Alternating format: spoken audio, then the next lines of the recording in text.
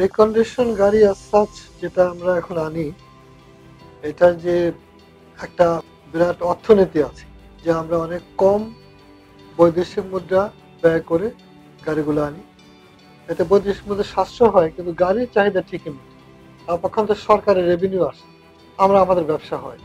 তো এখানে এই যে উইন-উইন একটা অবস্থা আছে, সেটার জন্য বর্তমানে যে বয়স সীমাটা আছে, সে বয়স সীমাটার কারণে কিন্তু দিকে হলো প্রাপ্যতার সংকট হচ্ছে, অপরদিকে বৈদেশিক মুদ্রা বেশি চলে যাচ্ছে। তো বয়সটা বাড়িয়ে দিলে একই গাড়ি আসবে, মান নির্ণয় হবে যদি সরকার দূষণের মাত্রা ঠিক করে দেন ইন্টারন্যাশনাল স্ট্যান্ডার্ডে, তাহলে অনেক কম খরচে কিন্তু আমরা গাড়িগুলো পেতে পারি। অথচ সরকার রাজস্ব কিন্তু পুরো আদায় হবে। আমাদের ব্যবসার চেয়েও বেশি কথা বড় হচ্ছে যে হলো প্রয়োজনটা। শিল্পের জন্য, বাণিজ্যের জন্য, ফ্যামিলি ইউজের জন্য, মানুষের চলাফেরার জন্য। এটা তো অর্থনীতির একটা অত্যন্ত গুরুত্বপূর্ণ অংশ। ট্রান্সপোর্টটা দরকার। তো সেটার সংকটটা হয়ে গেছে এখন ৫ বছর বয়স থাকে, এটা অন্যতম সংকট। ২ নম্বর হচ্ছে কিছুটা ভ্যালুর যে সমস্যাটা আছে, সেটাও ফিক্সড ভ্যালু সিস্টেম কিংবা ফিক্সড ডিউটি করে দিলে তাহলে কিন্তু এসব অভিযোগগুলো চলে যেত, সরকার রাজস্ব বৃদ্ধি পেত। আবার অপরদিকে নতুন গাড়ি যারা কিনবে তারা নতুন গাড়ি কিনবে, অথবা এটা উইন-উইন হবে সবার জন্য।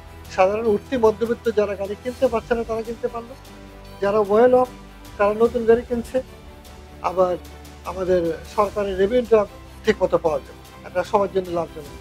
একটা তো হলো যে ট্রান্সপোর্টে একটা কম্প্রিহেন্সিভ পলিসি থাকা দরকার ছিল, যেটা আজকে আমরা মাননীয় প্রধান উপদেষ্টার বিশেষ সহকারীকে বলেছি যে এখানে কিন্তু overlapping of agencies or authorities আছে, যার জন্য অনেক ক্ষেত্রে পলিসিগুলো সমার্থক নয়, অনেক ক্ষেত্রেই কোঅর্ডিনেশন নাই।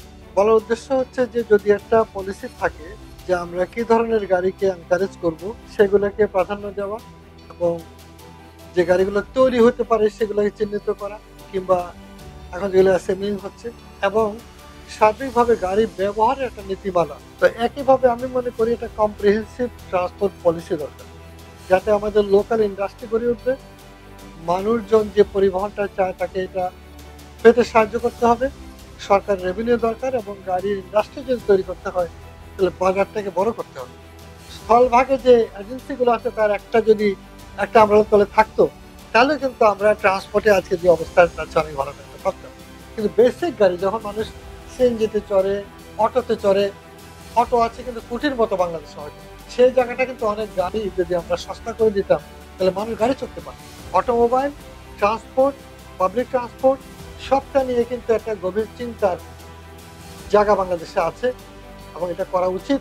তাতে একদিকে ইন্ডাস্ট্রি হবে, অপরদিকে মানুষ কিনতে পারবে, টেকনোলজি ট্রান্সফার হবে, সাস্টেন অবস্থা তৈরি হতে পারে।